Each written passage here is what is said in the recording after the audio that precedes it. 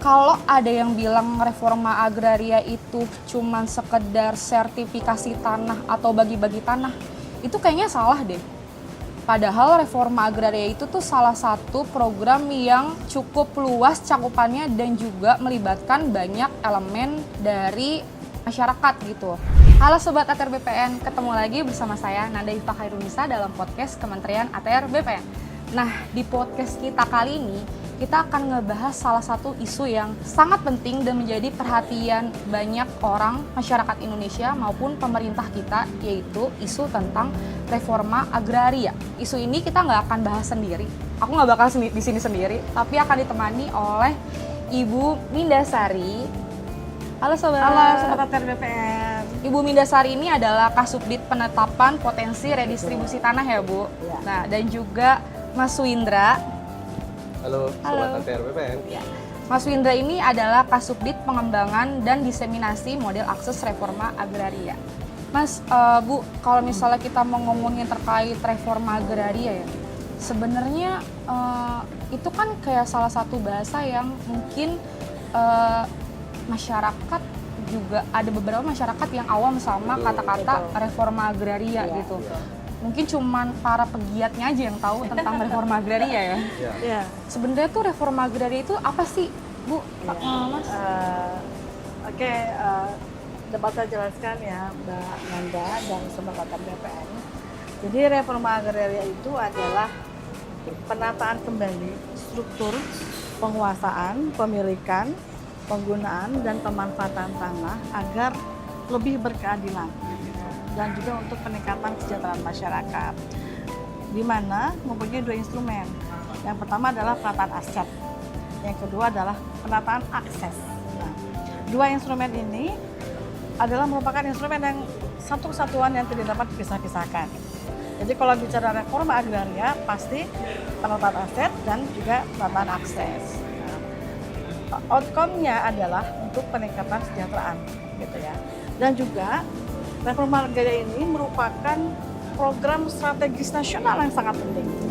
Dan ini sesuai dengan yang diamanatkan dalam Undang-Undang Nomor 59 Tahun 2024 mengenai Rencana Pembangunan Jangka Panjang 2025 sampai dengan 2045 ya. Ya, outcome-nya sertifikat, tetapi dampaknya adalah bagaimana dengan sertifikat itu masyarakat dapat meningkatkan kesejahteraannya. Itu intinya seperti itu. Itu ya. Ya. Kalau dari Mas Windra sendiri, Mas? Ya, jadi simpelnya kalau kita pemerintah memiliki tugas gitu memberdayakan masyarakat, menggunakan manfaatkan tanahnya supaya lebih produktif, Betul. berdaya guna, berhasil guna, akhirnya untuk kesejahteraan masyarakat gitu ya. Jadi itu yang kita harapkan dari reforma agraria, Mbak Nanda. Kalau berbicara mengenai fungsinya, seperti tadi Mbak Nanda tanyakan, tentu tidak terlepas dari dua hal tadi, dua instrumen tadi. Fungsi penataan aset adalah untuk memberikan kepastian hukum. Jadi masyarakat dari yang mempunyai tanah, dari yang tidak punya sertifikat, itu menjadi bersertifikat. Ya, tentu saja setelah penataan aset ini, fungsi yang kedua adalah penataan akses. Bagaimana ATR BPN beserta struktur organisasi atau perangkat daerahnya disertai juga dengan CSO itu dapat saling bahu-membahu bersinergi untuk membantu memberdayakan perekonomian masyarakat itu hasil dari penataan aset itu.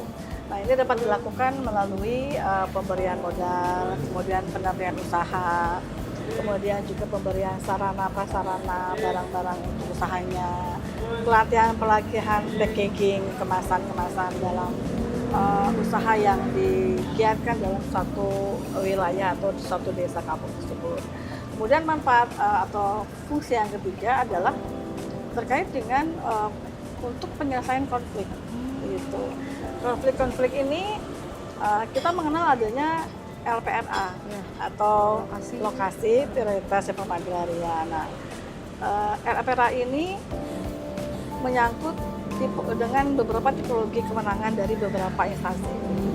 Jadi kalau konflik dengan masyarakatnya itu di tanah masyarakat, di tanah transmigrasi, berarti itu adalah kewenangan Kementerian Transmigrasi. Itulah fungsi reforma agraria dalam penataan aset untuk kepastian hukum kepada masyarakat, memberikan sertifikat, kemudian kepastian pemerataan ekonomi yang lebih berkeadilan dalam penerapan akses dan penyelesaian konflik dan pengadilan sulit. Ya. Jadi memang adanya CSO, nah mereka ini sebagai pengusung gitu, yang sekarang Betul. mereka itu jadi mitra strategis kita dalam menyelesaikan agenda reforma agraria seperti itu. Ya. Nah harapannya ke depan cerita-cerita positif yang sudah banyak sekali kita kerjakan ini juga dapat disampaikan oleh mitra strategis kita Betul. seperti itu terkait dengan agenda reforma agraria harapannya. Gitu. Jadi kalau ada yang bilang reforma agraria ini adalah program kerja strategisnya Kementerian BPN, itu betul.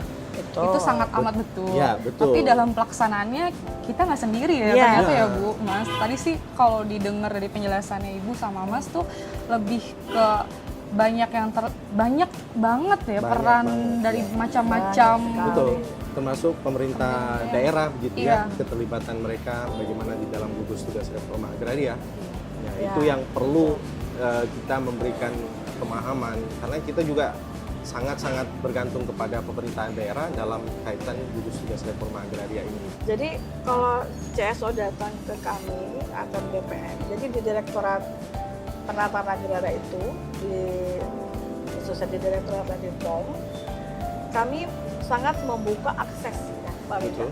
membuka akses bagi masyarakat untuk menyampaikan pendapatnya, gitu, menyampaikan unek-uneknya, gitu ya.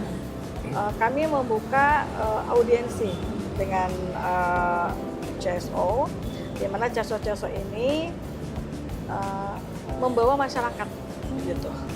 Seberapa penting sih gitu harus ada reforma agraria di Indonesia gitu?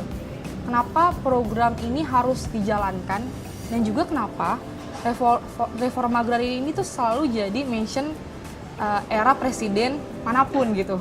Mungkin kalau Sobat ATR BPN pahami kalau tidak ada agenda reforma agraria begitu, jadi Mbak Nana struktur penguasaan pemilikan ini akan dikuasai oleh satu pihak gitu ya, menguasai dengan lahan yang luas begitu. Iya. Kalau kita tidak atur struktur penguasaannya, makanya kita kenal adanya indeks Gini dan ketimpangan seperti itu. Nah, Iya. makanya agenda reforma agraria ini sangat penting.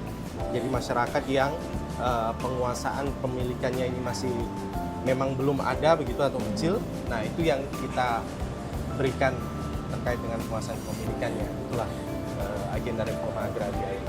Ternyata tuh reforma agraria itu hadir untuk memberikan keadilan ke penguasaan tanah ya. Iya. Jadi penguasaan tanah di Indonesia tuh nggak cuman bertumpu di satu orang dengan Betul. kepemilikan luasan tanah tuh yang besar gitu. Tentunya tidak hanya penguasaan Mbak Nanda, Iya. kan penguasaan kita hanya menguasai Menguasai orang aja, tapi ha. bagaimana memberikan kepastian kepemilikan kepada masyarakat gitu ya. Tentunya di sini bagian dari Sobat ATR BPN yang menonton pasti menjadi subjek ataupun orang yang mendapatkan program reforma agraria. Saya kira Sobat ATR mungkin tidak menyadari begitu ya.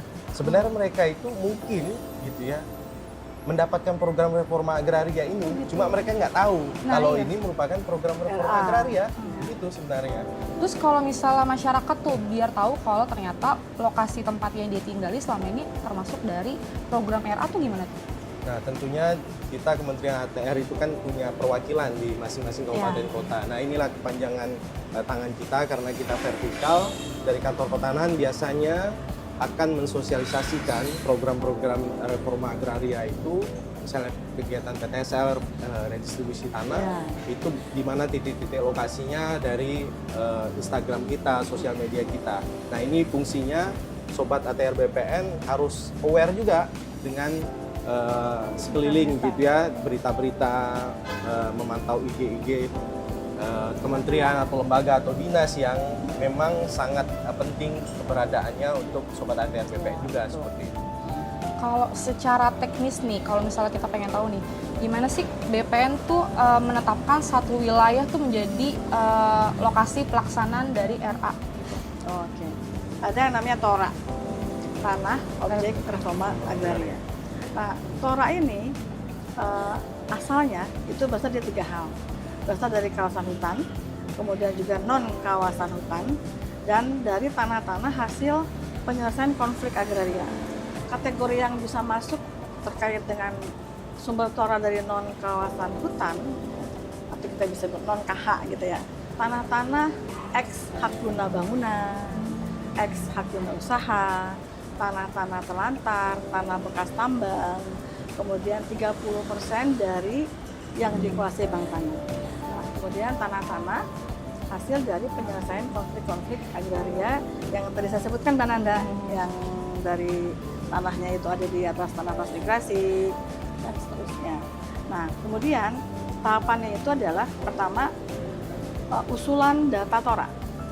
Jadi diusulkan dulu nih. Nah, yang mengusulkan data tora ini ada bisa dari masyarakat, kemudian dari CSO, juga dari pemerintah setempat. Setelah diusulkan, kemudian direkomendasikan data tora ini. Siapa yang merekomendasikannya? Yaitu dalam gugus tugas reforma agraria. Gugus tugas reforma agraria ini, kemudian selanjutnya setelah direkomendasikan dilakukan telahan. Jadi tidak serta-merta menunjuk begitu saja. Nah, dilakukan telahan data tora. Setelah dilakukan telahan, kemudian dilakukan telahan analisis yuridis dan fisiknya, gitu ya. Baru kemudian dilakukan penetapan tanah objek reforma agraria, tentu saja disertai dengan parsialnya berupa peta keliling. Nah, jadi proses bisnis dari awal sampai akhirnya seperti itu. Nah, kalau sudah ditetapkan, berarti itulah yang akan di-SK-kan dalam SK objek tora, gitu ya, dan subjeknya, untuk dilakukan pensertifikatan melalui redistribusi tanah. Kalau Ya. itu kan tadi kayaknya dari segi yang sangat amat teknis ya. Betul.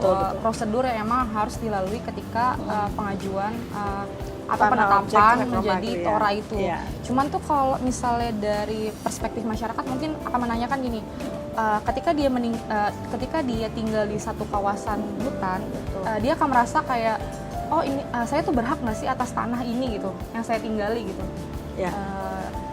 Jadi seperti itu tadi, usulan data calon tora itu dapat dilakukan oleh masyarakat.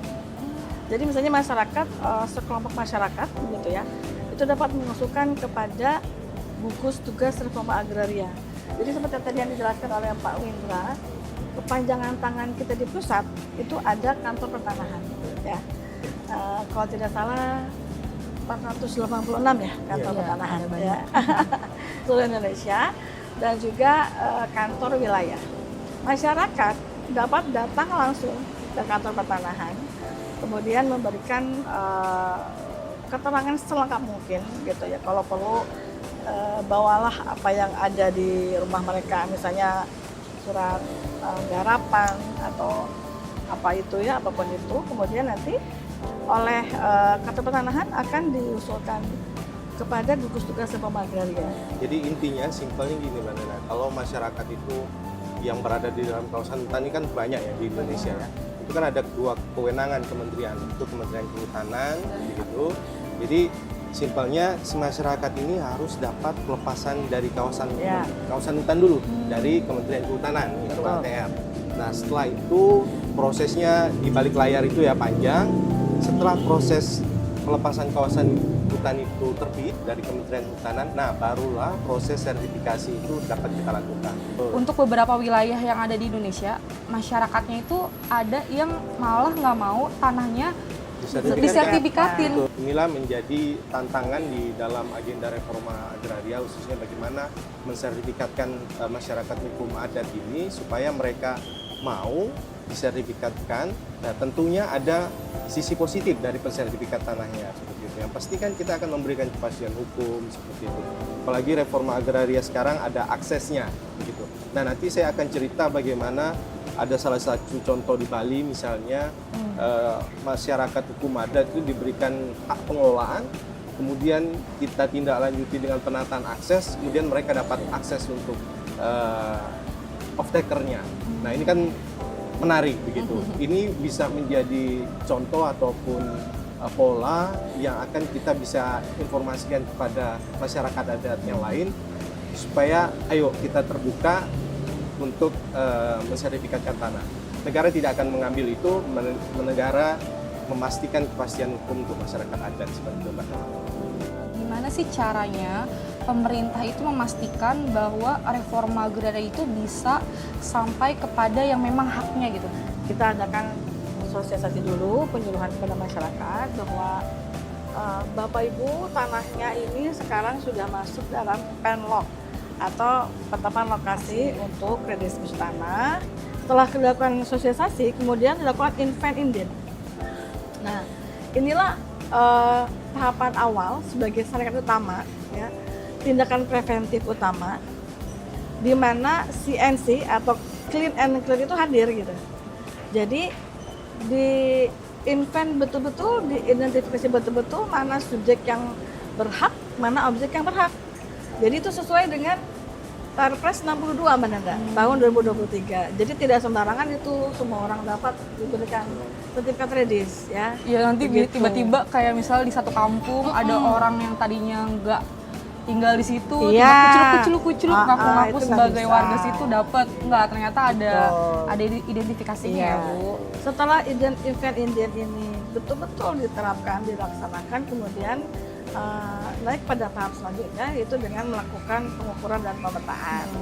Oleh siapa? Tentu oleh seksi survei dan pengukuran di kantor petanah setempat.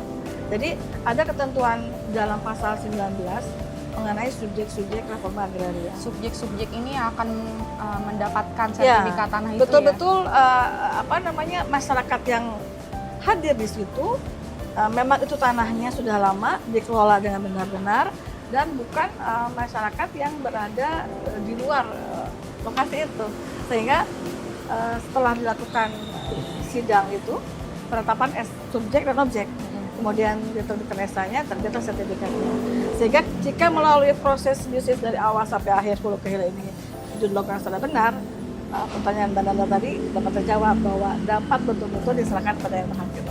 Penataan aset ini kan ada legalisasi aset tanah dan juga redistribusi tanah. Nah, kalau misalnya di legalisasi aset itu kan yang lagi kita gembar-gemborkan itu kan salah satunya adalah PTSL. PTSL, betul. PTSL. Terus ada juga yang bilang PTSL ini emang RA gitu. Padahal RA ini kan redis. Itu gimana nih kita kasih kepemahaman ke masyarakat terkait persepsi yang ada di publik terkait hal ini? Jadi memang simpelnya begitu ya. Jadi proses sertifikasi seluruhnya yang dikeluarkan oleh ATR BPN itu bagian menjadi agenda reforma agraria. Kenapa?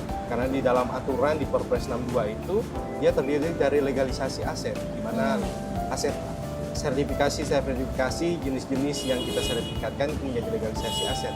Sedangkan redistribusi tanah ini yang memang khusus kita mendistribusikan gitu yang biasanya untuk tanah-tanah pertanian tuh lebih ke arah sana.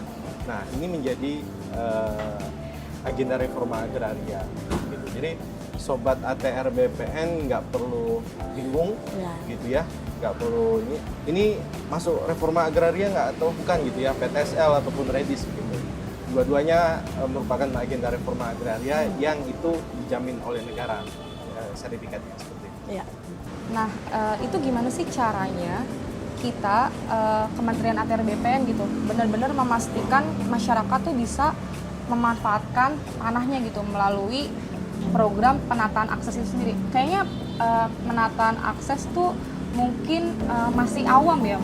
Kayak seolah-olah tuh masyarakat tuh ngerasa ketika dia punya tanah, tanahnya sudah disertifikatkan, tugasnya itu udah selesai, tugas pemerintah mungkin ya. Ternyata dari situ kan kalau tadi aku dengar dari penjelasannya Mas Winda dan Bu Minda masih ada lagi gitu PR Betul. kita. Iya. Ketika masyarakat udah pegang sertifikat tanah nih gitu.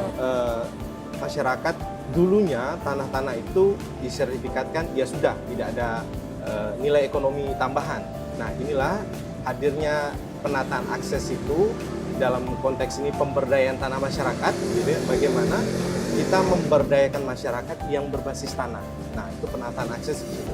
Bagaimana kita mendampingi masyarakat sehingga mereka memiliki nilai ekonomi, nilai tambah dari tanah yang mereka miliki. Itu seperti itu mudahnya. Kalau terkait dia memanfaatkan sertifikat tanahnya itu sendiri sebagai modal usaha Ya. gimana tuh Mas? Nah, kalau dulu kan modal usaha itu didapatkan misalnya dari kita mengagungkan sertifikat gitu ya. Nah, tapi sekarang semakin banyak pola untuk memberikan modal usaha begitu ya. Nah, bisa yang menjadikan jaminan itu selain sertifikat kegiatan usahanya itu sendiri Itu bisa gitu ya. sekarang. Oh, bisa. Karena melihat dari kegiatan usaha itu berjalan, itu bisa menjadi jaminan misalnya bagi pemberi modal untuk memberikan modalnya. Ini termasuk info yang baru sih. Jadi masyarakat tuh nggak harus menjaminkan sertifikatnya untuk mendapat modal. Ternyata kegiatan usahanya sudah berjalan itu bisa. Di NTB itu Ya. masyarakat sangat kompak. Ada berapa kolam Di Kota Mataram itu di ya. Kota Mataram, baby fish, Baby fish. Mbak Nanda. Baby fish. Baby fish. Mereka membentuk koperasi. Oh. Nah, dibantu oleh off-takernya dari salah satu PT ya. Sehingga dikasih modal. Kemudian kami ke sana mencicipi juga tuh baby fish-nya. Hasilnya. Ya, ada kemasannya gitu. Di dalam kemasannya itu ini adalah produk kerjasama dengan ATR BPN Entah Kota Mataram. Mataram. Ya. Dan itu saya tanya masyarakat ibu-ibunya itu ya. Ibu ini pengelola koperasi ya, Bu. Apakah ada peningkatan pendapatan? Dia bilang sangat membantu. Kita tidak mau pada saat telah diberikan sertifikat begitu asetnya tidak dimanfaatkan, kemudian akhirnya mereka tidak memiliki uang, merasa tanah itu tidak produktif, kemudian dijual gitu ya. Iya. Nah, ini yang kita tidak mau Jangan gitu kan. sampai. Tidak ada nilai untuk meningkatkan ekonomi mereka. Makanya hadirlah pemberdayaan tanah masyarakat atau penataan akses yang harapannya sertifikat diterbitkan, kemudian akses dihubungkan begitu, ketemu begitu, kayak dua hal yang positif ini. Kemudian, nah harapannya mereka tidak menjual tanah-tanah itu, karena kalau sudah sekali dijual, dapatnya cuma sekali. Iya. Iya. Tapi kalau diusahakan, dimanfaatkan, bisa dapatnya Berkali-kali sepanjang lipat mereka menggunakan keuntungannya. manfaat. Seperti itu, Mbak. Kampung Reforma Agraria itu sebenarnya apa sih gitu? Suatu bentuk wujud nyata keberhasilan reforma agraria yang berada pada suatu kampung, di mana di sana itu sudah terlaksana satu tata aset, dua tata guna penggunaan tanah, kemudian yang ketiganya adalah penataan akses. Jadi kampung reforma agraria ini bukan sembarang kampung gitu ya. Yaitu Kampung bukan sembarang bukan, kampung. yaitu ada prosesnya Mbak Nanda. Ditetapkan melalui SK. Oleh siapa? Oleh Bupati loh. Oleh Bupati dan oleh Pak Wali Kota setempat. Nah, jika sudah seperti itu, ada syaratnya nih dikatakan kampung reforma agraria. Tadi itu 3. Merupakan tanahnya itu merupakan hasil dari pelaksanaan penataan aset. Kemudian tata penggunaan tanahnya itu harus ada set plan lah. Penggunaan itu buat apa? Di sini untuk pemukimannya, kemudian ada semacam set plan gitu ya. Jadi ditata tuh di mana fase-fasenya seperti itu. Sudah ada 192 SK Kampung Reforma Agraria di seluruh Di Indonesia. Oh, itu udah berhasil Bu pelaksanaannya. Nah, Apa masih keberhasilan ini tergantung dari bagaimana si suatu kampung itu terbentuk sinergitasnya. Jika dia sinergitas antara ATR BPN dan stakeholder terkait, pemerintah setempat itu, kemudian dengan off-takernya itu bagus, maka itu banyak sekali contoh-contoh itu dapat berhasil, Pak. Betul-betul dapat meningkatkan indeks pendapatannya. Nah, ini Mbak Nanda, kita cerita kampung RA ini ada salah satu kampung di Pandeglang, itu namanya Desa Bandung. Ini kampung RA terbaik. di satu Tahun- Indonesia? Betul, di satu Indonesia nih. Desa ini mendapatkan penghargaan dari Kementerian Dalam Negeri. Pada saat itu diserahkan langsung oleh Pak Mendagri, Pak Tito, ke Kepala Desa. Menjadi kampung reforma agraria terbaik di Indonesia. Nah, ini harapannya menjadi trigger bagi kampung-kampung atau desa yang lainnya untuk berbuat demikian. Makanya tadi saya awal itu ini sebagai laboratorium gitu ya. Bagaimana kalau dari kampung atau desa yang lain ingin melihat bagaimana contoh sukses pelaksanaan reforma agraria itu ya ada di kampung. Jadi trigger ya? Nah, Ya, jadi trigger seperti ego itu. gitu. Sebenarnya tuh Mas, apa sih yang bisa menjadi salah satu kriteria yang menyatakan kalau kampung RA ini ya sukses gitu yang tadi bilang ya. Apa aja komponen-komponen penilaiannya gitu? Yang jelas dengan adanya kampung RA ini sudah ada komitmen dari pemerintah daerah gitu ya, karena bupati yang menetapkan kampung RA ini. Ya. Nah, bagaimana tadi Bu Minda bilang sinergi Sinergitasnya jalan. dari berbagai pihak gitu ya, terutama kepala desa yang ada di situ gitu ya.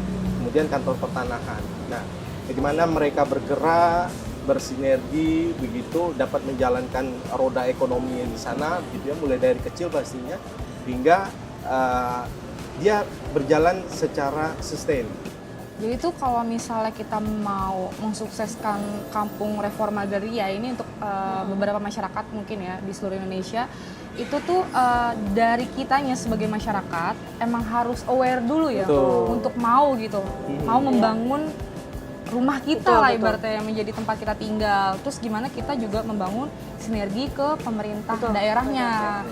BPN akan turun langsung ke sana dan mensupport kegiatan dari apa yang sudah dijalankan sama desa tersebut. Ini juga Mbak Nana, ke depan ini kan kita harus menyesuaikan dengan generasi yang sekarang, Gen Z gitu. Iya, Gen Z. Kita akan coba buatkan poin-poin titik-titik reforma agraria yang ada di Indonesia, Iya. lengkap dengan potensi gambar-gambar visualisasi Wih, yang menarik keren. Iya. buat Gen Z sekarang. Iya. Sekarang Keren kan sih, itu keren. posisinya di mana, pokoknya kalau itu Instagramable itu tetap Iya, dikejar kan gitu kan. Iya lagi. Nah, itu Tempat foto-foto ke hits. depannya kita akan buat Iya. seperti itu supaya reforma agraria itu tidak hanya dari generasi yang dahulu, tapi generasi sekarang itu memahami dan mengerti. Bisa reforma dinikmati agraria. seluruh kalangan Nah, gitu itu harapannya. dia Itu harapan tuh kita. kapan kita bisa tahu hal itu tuh? Kita Mas sudah Yu? memulai dengan mengidentifikasi 192 92. reforma agraria di Indonesia. Nah, Sebenarnya ada nggak sih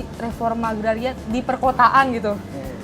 kemarin saya baru dari Kabupaten Tangerang. Ini bisa kita sebut Jabodetabek ya. Ya, Nah, Jabodetabek Iya. Kabupaten Tangerang itu dia ada lokasi penataan akses yang meraih penghargaan 30 besar ya. oh apa Nah, tuh Mas? Itu dia desa eduwisata. Jadi desa yang menggambarkan miniatur Indonesia. Jadi menarik. Menarik. Jadi saya ke sana itu dia ada pura, ada vihara, ada masjid, ada gereja. Ih, keren banget. Keren kan? Oh, keren. Jadi puranya tuh udah kayak di Bali. Oh gitu. Heeh. Nggak usah jauh-jauh ke Bali Nah, guys. desa ini Desa Sodong namanya, dia juara tingkat nasional menjadi desa terbaik di tingkat kabupaten, provinsi, sekarang berusaha di tingkat nasional. Nah, itu dia di wilayah perkotaan, Kabupaten Tangerang kan, dia termasuk di wilayah perkotaan yang ini yang akan kita dorong supaya dekat pada masyarakat ya. Yang selama ini mungkin di hutan-hutan atau di Iya, desa-desa begitu ya. Nah, yang dekat inilah yang nanti kita coba tonjolkan Iya. supaya generasi Gen Z ini bisa aware, bisa nyari oh, Oh, ini ini loh loh. reforma Iya. agraria Yang kan penting, gitu. oh, ini loh. Oh, ini Gitu, loh iya. gitu kan apa yang sedang kita bicarakan seolah-olah kalau kita ngomong reforma agraria kok kayaknya Berat banget. Berat banget. Kayaknya buat obrolan buat orang-orang tua kan gitu ya. Iya. Padahal ini yang kita coba masuk ke generasi Z sekarang Iya. begitu. Begitu. Apa sih tantangannya gitu dalam pelaksanaan ini? Ex hak guna usaha ini yang oleh pemiliknya itu tidak dimanfaatkan lagi pun juga tidak diperpanjang. Nah, sehingga kan ini menyebabkan bisa terindikasi katakanlah apa namanya ditelantarkan oleh perusahaannya, kemudian masuklah masyarakat mungkin ya yang mungkin bisa mengokupasi daerah itu. Nah, sehingga ini harus dilakukan suatu upaya agar tanah-tanah ex-HGB dan tanah-tanah ex-HGU ini perlu penertiban gitu, agar tidak terjadi ketidakpastian hukum.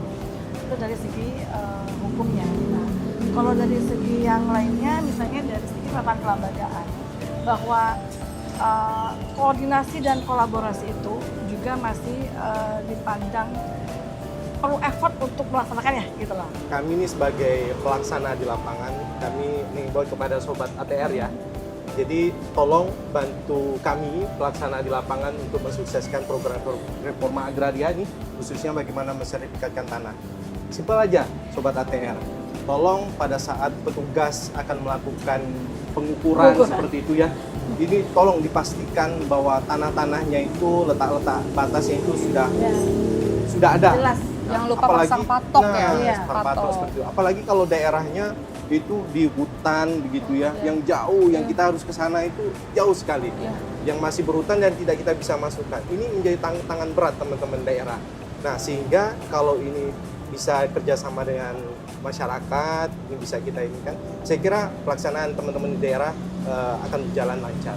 Yang sampai teman-teman ini dulu pernah ada plesetan ke TSL, papa tidak sayang lagi, kan jangan sampai seperti itu gitu Jangan ya. Papa nggak pulang-pulang. Karena ya itu Mbak Nana tadi saya bilang, teman-teman sampai nggak pulang, tidur di kantor, besok paginya harus berangkat kerja lagi. Nah, Iya. karena ya seperti itu kondisi, Iya.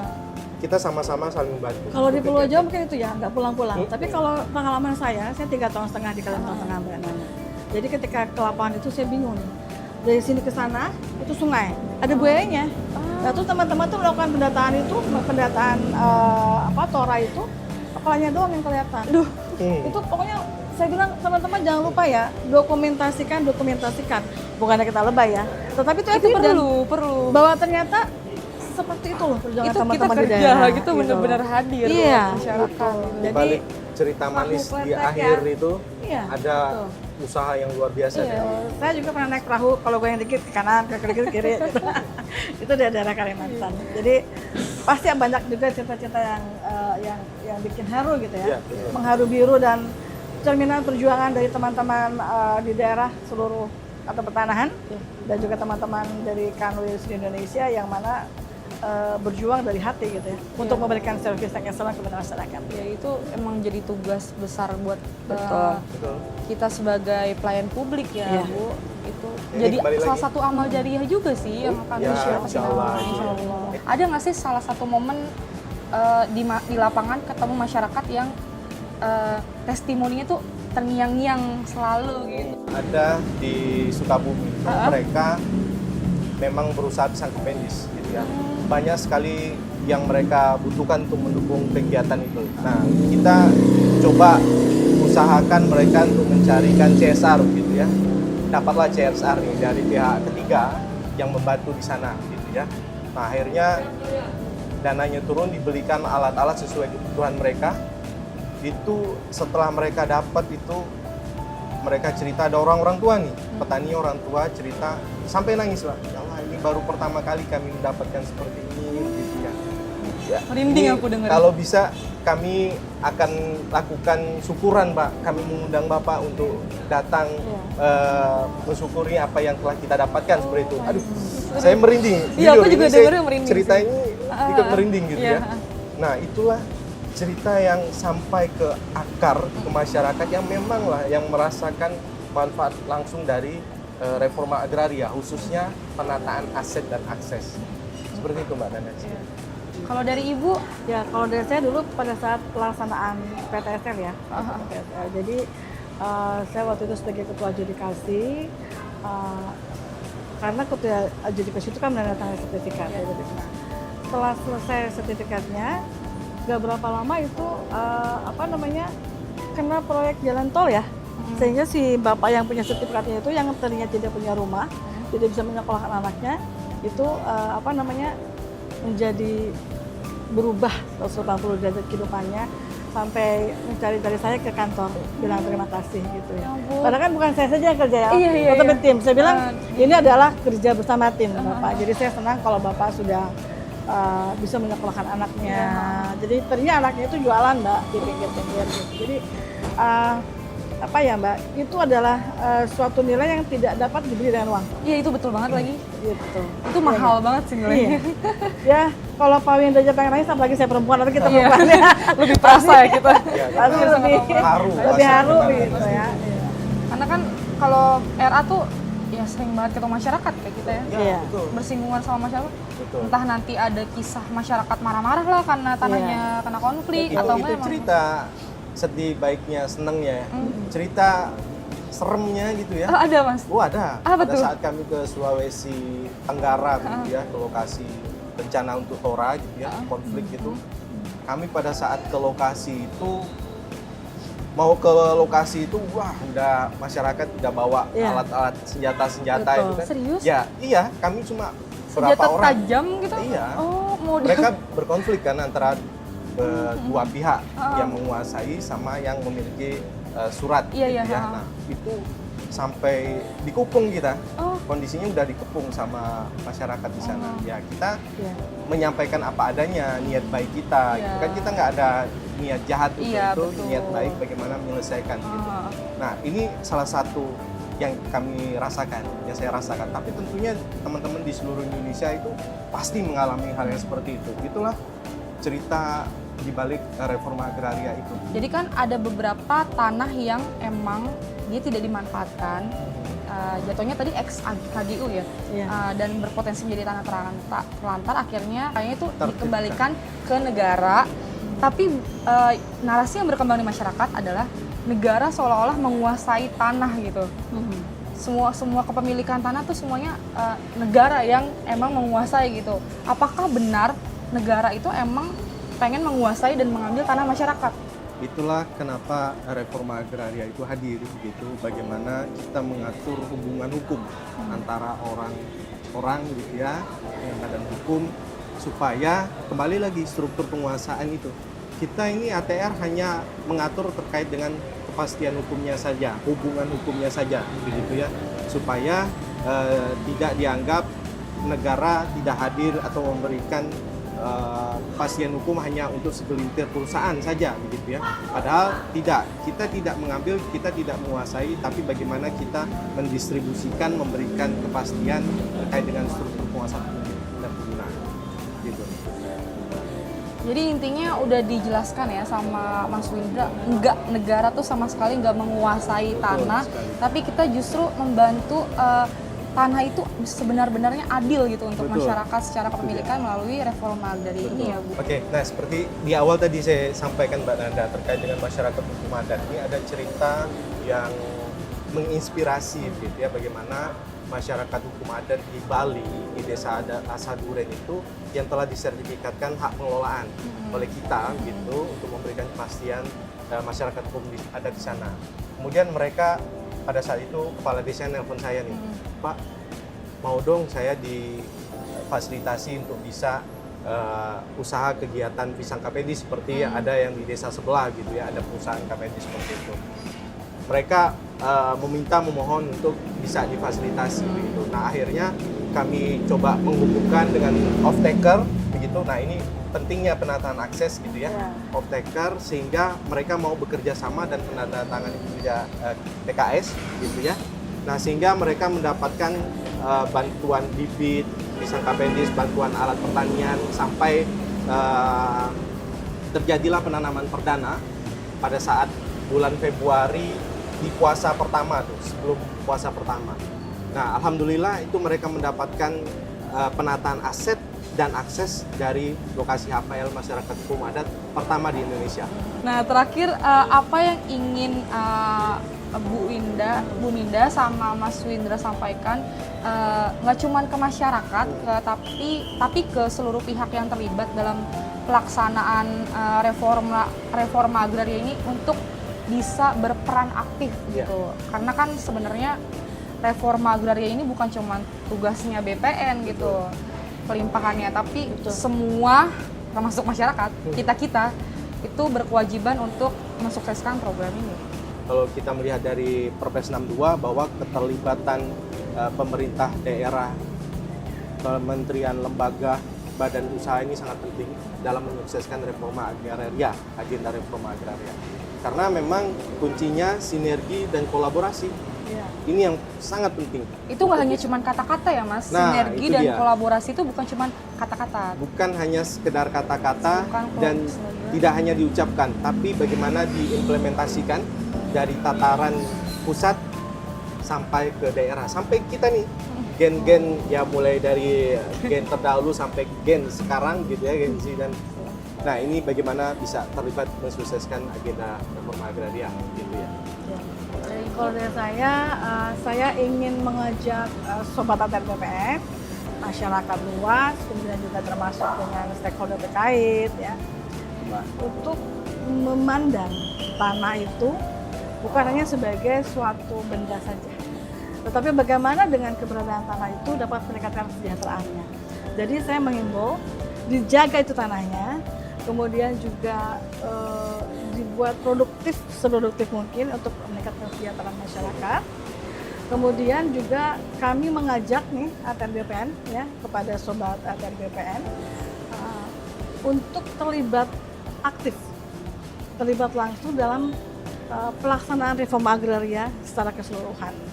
Kemudian juga kami mengajak mari jadikan reforma agraria sebagai suatu gerakan bersama gitu ya, sinergitas kolaborasi untuk mewujudkan keadilan, mewujudkan pemerataan ekonomi dan juga untuk meningkatkan kesejahteraan masyarakat. Mantap sekali.